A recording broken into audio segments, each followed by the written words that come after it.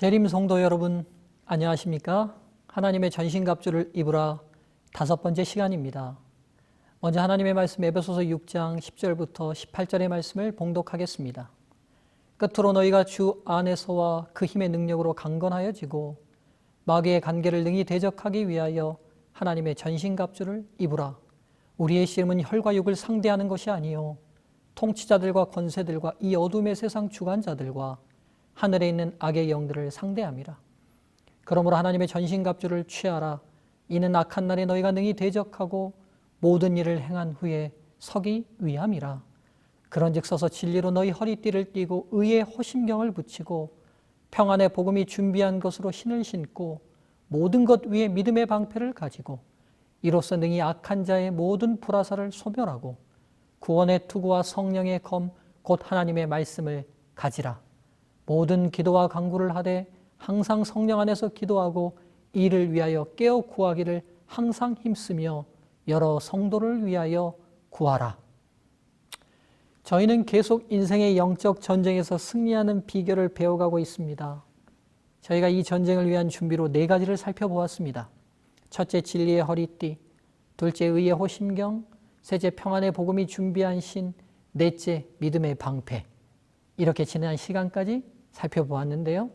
오늘 이 시간에는 하나님의 전신갑주 5번째로 구원의 투구에 대해 말씀을 나누겠습니다. 하나님의 군인의 5번째 무장은 구원의 투구입니다. 로마군이 사용했던 투구에 대해 한 책은 이렇게 소개합니다. 로마군의 투구. 로마인들은 고대 사회에서 가장 뛰어난 투구를 제작했다. 다른 나라들이 천으로 된 투구 또는 동물의 뼈 등을 사용할 때 로마인들은 턱끈과 복면을 갖추고 목 뒤와 옆까지 완전히 보호하는 발전된 형태의 투구를 사용했다. 사람의 모든 능력을 통제하고 관장하는 머리를 보호하기 위해 로마 군인들은 강력한 투구를 써서 전투 중에 머리를 보호했습니다. 성경은 영적 전쟁에 임하는 성도들도 이 전쟁을 수행해 감에 있어서 우리의 가장 중요한 신체 기관인 머리를 보호하기 위해 구원의 투구로 무장하라 권면하고 있습니다. 인간의 머리는 지성과 이성을 통해 모든 것을 판단하고 결정하고 실천하는 가장 중요한 기관 중에 하나입니다. 우리의 모든 것을 결정하는 머리를 구원의 투구로 보호하라는 것은 과연 어떤 의미일까요? 이 질문에 대한 답을 얻기 위해서는 우리의 시작을 통해 우리의 존재가 어떻게 생존하도록 계획되었는지를 살펴보아야 할 것 같습니다. 하나님께서는 최초의 인간 아담과 하와를 완벽한 존재로 창조하셨습니다. 그러나 그 완전함과 완벽함은 스스로 유지되고 스스로 존재하도록 창조되었다는 것을 의미하지는 않습니다. 인간이 생존하기 위해 꼭 필요한 모든 것들, 물, 공기, 식물 등등을 살펴볼 때 창조주이신 하나님께서 공급해 주시고 그 공급된 것들을 의존할 때만 생존이 가능하도록 창조되었습니다. 나아가 아담, 그의 행복의 가장 중요한 사랑의 대상인 하와도 하나님께서 준비해 주신 존재였습니다. 즉 인간의 완전함과 완벽함은 창조주 아버지의 사랑에 의존하고 의지할 때만 유지되도록 창조되었습니다. 그래서 인간이 모든 상황을 판단하고 결정하는 우리의 지성과 이성이 이 사실을 인정하고 그 사랑을 누릴 때만 인간의 행복과 생존이 유지되었던 것입니다. 그런데 사탄이 하와를 범죄로 유혹할 때의 그의 말을 상기해 보시죠. 창세기 3장 5절 너희 눈이 밝아 하나님과 같이 되어 라고 말합니다. 하나님과 같이 되겠다는 말을 깊이 생각해 보시죠. 하나님께서는 그분의 존재 자체를 누구에게 의존하시거나 의지하시는 분이 아니십니다. 그래서 하나님이십니다. 그런데 사탄의 유혹은 사람인 하와가 하나님께 의존하고 의지하는 삶을 청산하라고 유도합니다. 하나님과 같이 되어라는 사탄의 유혹을 좀 풀어서 생각해 보면 이런 의미들이 내포되어 있는 것입니다.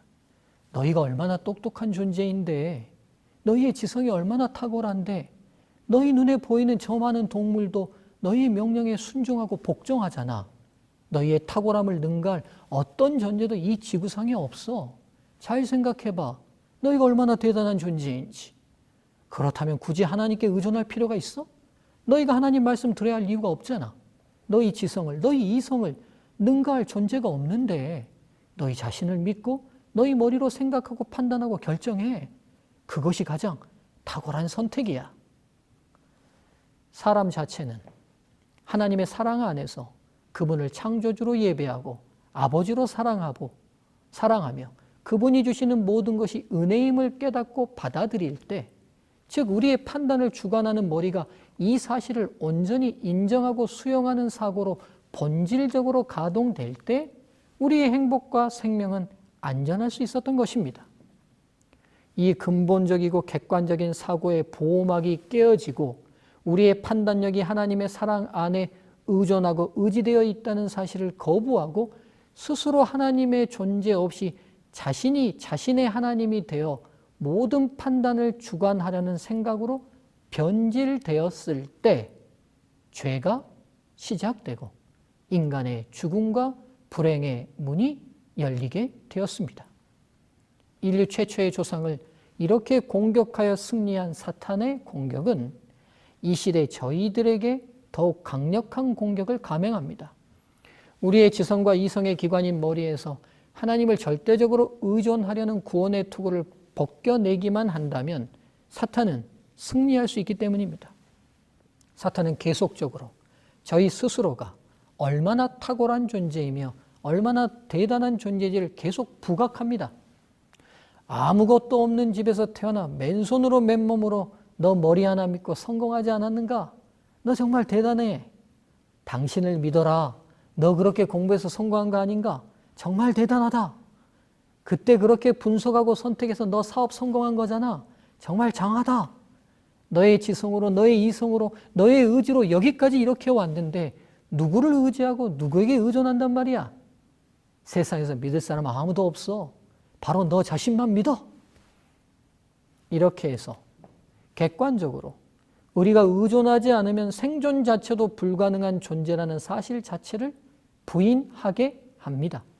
즉 근본적으로 하나님의 사랑으로 공급하시는 생존 환경에 의존하지 않으면 살 수 없는 존재이며 나아가 죽음과 죄의 문제에서도 구원함이 필요한 존재라는 사실을 우리의 모든 사고 판단의 기초에서 제거해 버리려 합니다. 객관적으로 생각해 보시죠. 저희는 물속에서 10분도 살 수 없는 존재입니다. 몇천 미터 높은 산에 올라가서 산소가 조금만 부족해도 살 수 없는 존재입니다. 기온이 영하로 조금만 내려가 몇 시간만 그대로 추위에 노출되면 생명을 잃습니다. 기온이 40도 이상 올라가면 곧 더위로 생존이 불가능합니다. 우리의 신체 기관 어느 것 하나, 즉 머리카락 하나조차도 우리가 스스로 자라게 할 능력이 없습니다. 이런 인간의 불완전함을 열거하라면 얼마나 많은지 모릅니다. 생명 유지를 위해 상황과 조건이 조금만 틀어져도 살 수 없는 연약한 존재입니다. 나아가 필경 죽어 없어집니다. 저희는 절대적으로 구원이 필요한 존재입니다.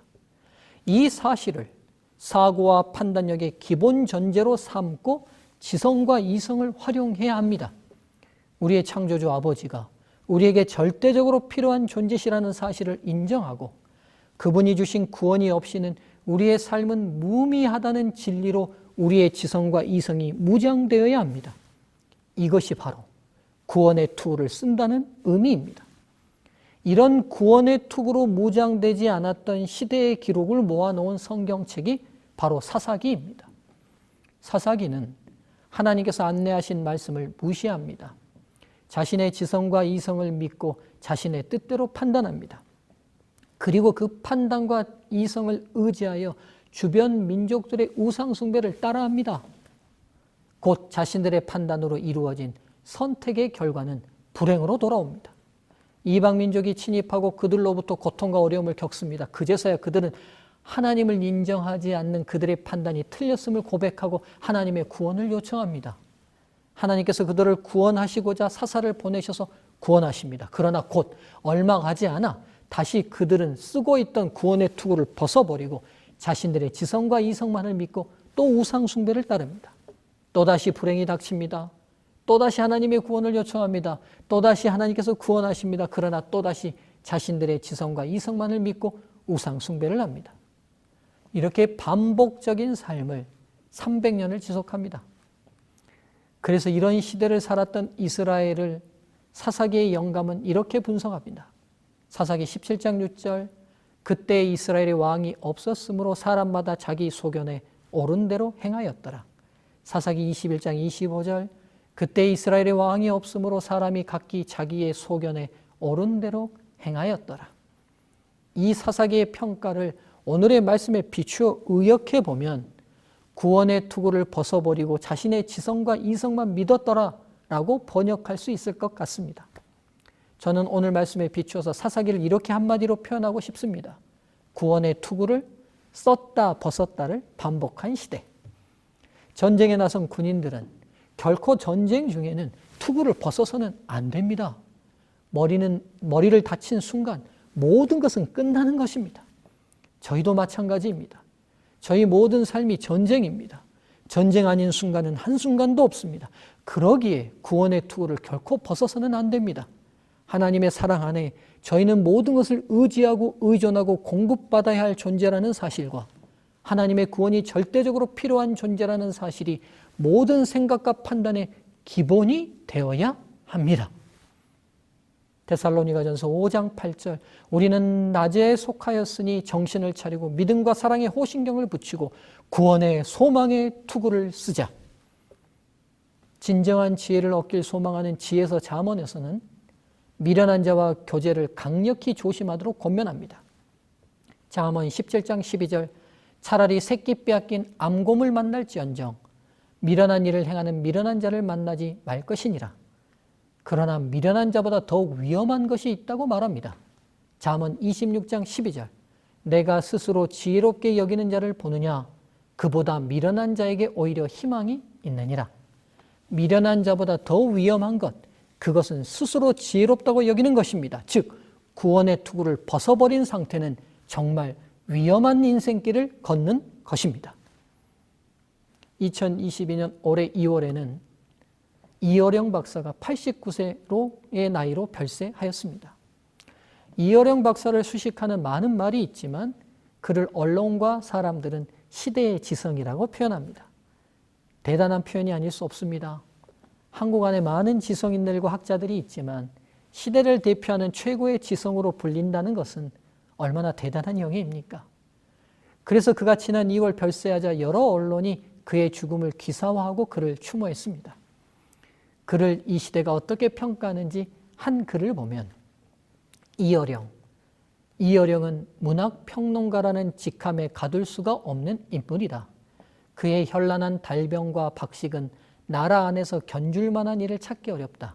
그는 평론을 하는 한편 소설과 희곡을 쓰고 많은 베스트셀러를 생산한 에세이스트다. 1972년 문학사상을 창간해 한국 문학을 지탱하는 문학 잡지로 키워낸 인물도 그다. 그는 나라 안팎에 이름이 널리 알려진 대학 교수이고 한국 고전 문학의 연구자이며 1988년 서울올림픽의 개폐회식을 세계적인 문화 이벤트로 만든 문화 기획자다. 정부의 문화부가 생겼을 때 초대 장관을 맡은 인물도 바로 그다. 20세기 한국 문학의 탐험 세 번째 3권책에 나와 있는 내용입니다. 그는 한국 최고의 지성인으로 무신론자였습니다. 그러나 그가 70대에 이르러 그리스도인이 됩니다. 바로 딸 이민아 목사의 영향으로 이루어진 일이었습니다. 한국 최고의 지성이며 무신론자였던 아버지를 인도한 이민아 목사의 삶을 소개한 한 잡지의 내용을 소개하겠습니다. 고 이민아 목사는 1959년 초대 문화부 장관을 지낸 이여령 이화여대 석좌 교수와 강인숙 건국대학교 명예교수의 일녀 이남 중 첫째로 태어났다. 이화여자대학교 영어영문학과를 조기 졸업하고 미국으로 건너갔다. 이후 헤이스팅스 로스쿨에서 학위 및 변호사 자격을 취득한 후 캘리포니아주 검사로 임용돼 청소년 범죄 예방과 선도에 헌신했다. 1989년부터 2002년까지 LA 지역 검사를 역임했다. 1992년 세례를 받은 후 2009년 정식으로 목사 안수를 받았다. 저서로는 땅끝의 아이들, 땅에서 하늘처럼이 있다. 고 이민아 목사는 참으로 시련 많은 삶을 살았다. 미국에서 검사, 변호사를 지냈으나 매일매일이 고난의 연속이었다. 아버지의 반대를 무릅쓰고 결혼한 김한길 전 국회의원과의 사이에서 첫째 아들 유진을 낳았지만 결혼 5년 만에 이혼의 아픔을 겪어야 했다. 그리고 재혼 후 2명의 아들과 딸을 낳았지만 둘째 아들이 자폐 진단을 받으면서 가슴 아픈 시간을 보냈다. 더구나 김한길 전 의원과의 사이에서 낳은 아들 유진이 26세의 젊은 나이에 세상을 떠난 후 그녀의 삶의 의미마저 잃었다. 건강하던 아들이 원인도 모르는 병에 걸려 의식을 잃은 뒤 19일 만에 숨을 거두는 모습을 지켜본 이민아 목사는 더 이상 살아갈 힘이 없었다.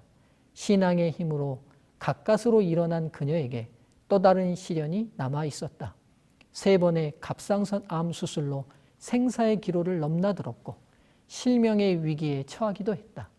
그런 그녀였지만 기자와 만날 당시만 해도 수술과 치료로 혹은 성령의 치료로 삶의 의미를 되찾고 건강한 삶을 살아가고 있다고 했다. 처절한 고난 속에서 하나님을 만난 이민아 목사는 하나님의 구원의 소망으로 완전히 세임을 얻었던 것입니다. 그런 딸을 보며 시대의 최고 지성 이어령 교수는 하나님 앞에 인간의 한계, 부족, 구원의 절대적 필요성을 느끼고 하나님께로 돌아오게 됩니다. 그가 그리스도인이 된 후 출판한 책이 지성에서 영성으로라는 책입니다. 그 책의 일부를 함께 나누면 좋겠습니다. 세례를 받고 그리스도인이 된 지 얼마 되지 않아 나눈 인터뷰 내용입니다. 어떻게 예수를 인격적인 주님으로 받아들일 결심을 하게 되었습니까? 딸 미나는 암과 시력장애 그리고 아이의 문제를 모두 신앙심으로 극복했습니다. 간단히 말해 피와 살을 물려준 아버지가 아니라 하늘의 하나님이 고쳐주신 것이지요. 그동안 딸에게 해준 것이 없었습니다. 일찍 등단하면서 가족들에게 많이 베풀지 못했고 아이들은 제 사랑을 받지 못했습니다. 그래서 미나에게 죄의식을 가지고 있었습니다. 미나의 문병을 갖던 하와이의 작은 교회에서 저는 처음으로 기도했습니다. 하나님, 사랑하는 딸에게서 빛을 거두지 않으신다면 남은 삶을 주님의 자녀로 살겠나이다 라고요. 딸로 인해 하나님을 만나게 되었지만 그렇다고 기적 때문에 기독교를 받아들인 것은 아닙니다. 기적은 목적이 아닙니다. 지금 하나님께서 병을 고쳐주셔도 언젠가는 누구나 죽게 됩니다. 그러므로 이 지상의 진짜 기적은 단 하나, 부활과 영원한 생명입니다. 그는 하나님 없었던 지성의 한계 벼랑에서 드디어 하나님의 구원의 투구를 쓰므로 그의 지성이 새롭게 되는 순간을 맞이합니다. 또 그의 책에는 신앙인이 된 그를 비난하는 사람과 나눈 대화를 기록하고 있습니다. 이 부분은 저희가 함께 생각할 교훈이 있기에 나누길 원합니다. 특히 왜 교회에 가는가라고 비난조로 묻는 사람들이 있지요. 당신은 지성인인데 집에서 찬송가 부르고 성경 읽고 기도하면서 책 읽으면 되지. 무엇 때문에 사람들 앞에 나서서 예수 믿는 티 내느냐는 겁니다. 그럴 때 제가 하는 말이 있죠. 배가 고프면 어디에 가지? 식당에. 뭔가 알고 싶을 때는 도서관 가면 되지. 심심하면 극장 가서 영화 보면 돼. 몸이 아프면 병원에 가지. 그럼 먹어도 배고프고 마셔도 갈증나고 놀아도 심심하고 배워도 답답하면 어디를 가나? 그게 뭔데? 배고픈 것처럼 갈증나는 것처럼 영혼이 굶주려 있을 때 그러면 아무 대답도 하지 못합니다. 그런 때 가는 곳이 교회란 말이야. 그러면 또 교회에 대한 욕을 합니다. 싸우고 소송하고 사교 같은 이상한 짓을 한다는 교회를 들어 그런데 왜 가느냐고 합니다. 그때 나는 이렇게 말합니다. 식당이라고 다 맛있는 음식이 나오던가 병원 간다고 다 의사가 명이라 병이 낫던가? 극장 가면 재밌는 영화만 트는가? 그래도 배고프면 식당을 찾아가듯이 모든 교회가 다 탈속하고 영적인 것은 아니지만 역시 영혼이 메마른 사람이 찾아갈 곳은 교회가 아닌가? 부패한 교회가 있다고 해서 교회를 가지 말라는 것은 병원 의사 오진하여 죽었으니 앞으로 병이 나도 병원 가지 말라는 말과 같은 거지. 지금 이어령 교수가 교회 가는 것을 비난하는 사람은 신앙 자체를 비난하고 있지는 않습니다. 당신보다 수준 낮은 사람들이 모인 교회에 나가 예배 드리면서 그리스도인이라고 티를 낼 필요까지는 없는 것 아니냐고 말합니다. 교회에서 함께하는 구성원들이 모두 신앙적이고 모두 선하고 모두 진실하지 않습니다. 그의 지성적 역량에 미치지 못하는 설교가의 설교를 들을 수 있고 그의 학벌과는 비교되지 않는 성도와 교제를 할 수도 있습니다. 그러나 그는 그런 것이 문제되지 않습니다. 그는 하나님의 사랑과 구원이 절대적으로 필요한 연약한 죄인일 뿐입니다. 재림 성도 여러분, 때론 성도가 날 실망스럽게 할 수 있습니다. 때론 교회가 날 낙심하게 할 수 있습니다. 때론 내 지성과 내 이성으로 납득되지 않고 내 감정으로 받아들일 수 없는 경우도 생길 수 있습니다. 그래서 때론 교회를 가야 할지 말아야 할지를 심각하게 고민하게 합니다. 예배를 드려야 할지 말아야 할지 망설이게 합니다. 그러나 어떤 상황에서도 나는 구원이 절대적으로 필요한 존재라는 분명한 사실이 변하지 않습니다. 우리의 주님이 나의 구원자 되신다는 확고한 진리가 바뀌지 않습니다. 그래서 저희는 어떤 상황, 어떠한 처지에서도 구원의 투구를 우리의 머리에서 벗어버리지 않아야 합니다. 내 모든 판단은 언제나 날 구원해 주시는 은혜 기초 위에서 이루어져야 합니다. 그것이 바로 사탄의 공격을 막는 가장 안전한 보호막임을 잊지 마시기 바랍니다. 오늘 저희는 하나님의 전신갑주 5번째 무장으로 구원의 투구를 살펴보았습니다. 재림 성도 여러분, 저희는 지금 인류 역사상 가장 발전된 문명의 혜택을 누리며 살고 있습니다. 매일 우리가 상상하는 그 이상의 발전이 사람들의 노력으로 이루어지고 있습니다. 인간의 지성의 수준은 그 끝을 알 수 없을 만큼 진보합니다. 그러나 대단한 것 같은 인간도 하나님이 제공하시는 생존의 환경 없이는 한순간도 살 수 없는 의존된 존재일 뿐이며 죄와 죽음으로부터 구원이 필요한 불쌍한 존재일 뿐입니다. 우리의 지성과 이성과 감성의 모든 판단이 바로 이 구원의 기초 위에 작용할 때만 사탄의 공격으로부터 안전할 수 있습니다. 이 구원의 투구로 언제나 우리의 머리가 보호함을 입게 되길 간절히 바라며 오늘의 말씀을 마치겠습니다. 감사합니다.